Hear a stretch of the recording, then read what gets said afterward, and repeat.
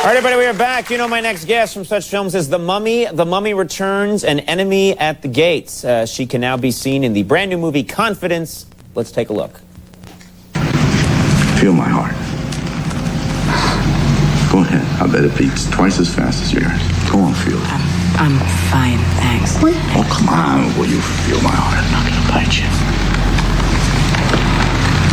God, you feel good.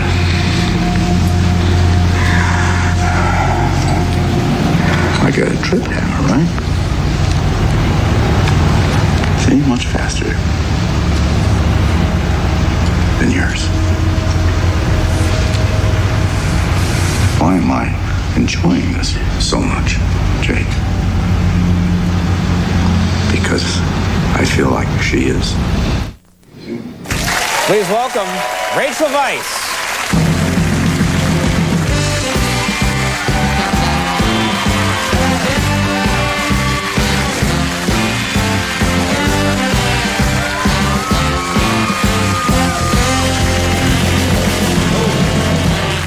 You look amazing. Oh, thank you. Yeah, it's always nice to have you here. Oh, nice to be here. I have to ask you about that clip, because we were watching that clip today from the movie. That's a very intense scene between you and Dustin Hoffman, and this clip has been edited for television, I guess. I don't know, but I hear that he really, when you were shooting for the movie, put his hand right on your chest. Is that right? That is correct. And that was not in the script for Dustin Hoffman to do that. He improvised. He improvised that little nugget, didn't he? Yes. Well, tell me about that. Well, the thing with Dustin Hoffman, I've never worked with him before. It was the first time. He doesn't do anything like stick to the script. He improvises the whole time. So this was just one of his many improvisations, was putting his hand on my chest. It's a good story. Yeah. I was improvising. Yeah. So that's very, I mean, it's Dustin Hoffman, so I'm thinking he has so much stature and he's such a famous actor that you have to go with the trust in that situation. Yes, yes.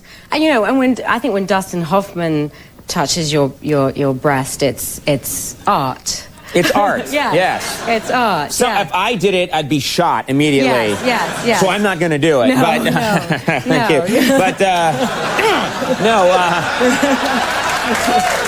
I thought there was a possibility that I, too, am an artist.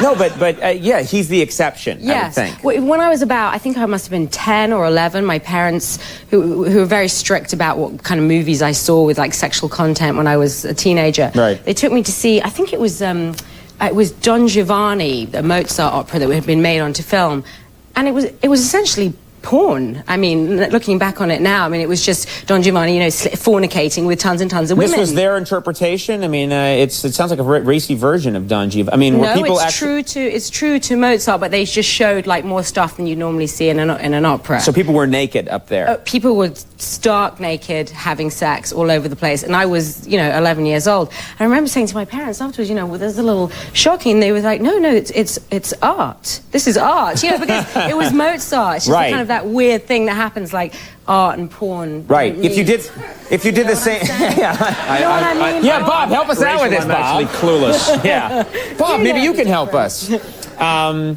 it's it. Bob, why do you keep dragging this show through the gutter? I have no idea. You keep pulling us down to your level. No, you're watching it. It's got classical music to it. If there was a wanka wanka chunka wanka to it, it would be porn. Right. If you had 70s bass line, it would be porn. Not that I've ever seen any, of course. No, I don't think any of us have. Right, Bob? Of course not. Except perhaps as research. Yes. Absolutely. Yeah. For bass. Yeah. For basketball? Basketball, you had to watch a lot of porn. You have to understand your character's motivations. That's how I feel. Exactly. And as a sports announcer, watching porn helps you immensely. In case of rain delays. All right. Now listen, Bob, please. Rachel, I apologize. I didn't want him to stay out here, but this is just the kind of filthy man he is. I'll be over here. Yeah. You stay right there. Now, in this film, you're playing a pickpocket. Yeah. You actually had to learn how to be a pickpocket. I did, yeah. Where do you learn to do that? I'd love to know. It's a good question. Unfortunately, I couldn't meet any real pickpockets. They weren't very interested in coming out the woodwork to train me. So I met he's a magician in Los Angeles, and it's been his lifetime work studying pickpockets, writing books about the psychology of pickpocketing. Right. He told me that it was like he said it's the ultimate passive-aggressive act, and the slang for it is kissing the dog. Pickpockets call it kissing the dog? Kissing the Why dog. do they call it kissing the dog? It's kind of hard to explain. It's like a poem. Like you kind of understand it when you hear it, but it's really hard to explain. It's like basically the idea is because you go up to your victim and it's a very gentle act. You steal from them very gently. You could be like smiling at them and picking their pocket at the same time. The idea, I guess, is that the assumption is that to kiss a dog on the mouth is unpleasant. It's not that bad.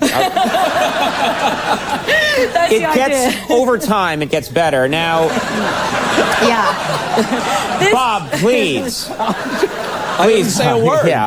No, but this guy, he's a magician, so what he'll do is he'll go to corporate dinners and he'll get businessmen up on the stage. And he'll say, dude, I'm going to get your watch, your belt, and your wallet. And the businessman goes, no, you're not. And he does. He did it to me. He managed to get my That's what's amazing, because I'm always convinced that I would feel if my wallet was leaving my pants, I would feel it. No. I have one of those big, bulky wallets that has receipts from the late 80s in it, you know?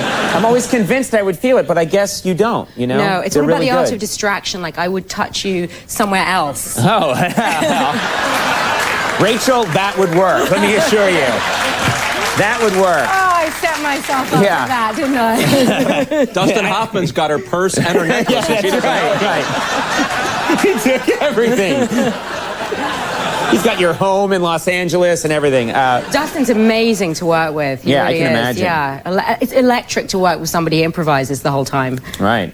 Well, he's famous for doing that, too. Yeah. Let me ask you, before you go, and I'm asking because Bob is here, I know that you're going to your first baseball game ever tonight. Yes, are you really? I'm going to see the Yankees. The Yankees, yeah. This is he is the world expert on baseball. Yes. Anything you want to ask Bob before you go to the game? Well, I actually kind of understand the rules a little bit because it's, as far as I know, please correct me if I'm wrong, based on the English girls' game, Rounders, which girls have been playing in England for a few hundred years. Is that correct? Well, it's no, it's not. Our American pastime is not based on an English girls' game. Bob? Yeah, No! It has some of its roots in that. Some of its roots? Some of its roots in that. Get out, buddy. USA. I'm sorry. Look at these people. They'll follow me anywhere. It's based on a girls' game? Yeah, I used to play it in school. We have... How many bases? 4. So you 4. How many do you have? We have 4.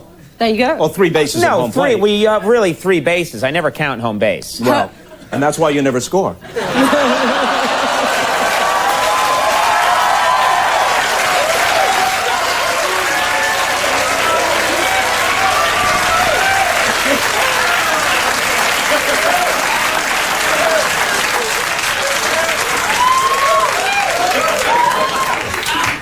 We'll have more Late Night with Bob Costas in just a minute. I will not be here when we return. Our thanks to Rachel Weisz for being here. We'll take a break. Lewis Black when we return. That was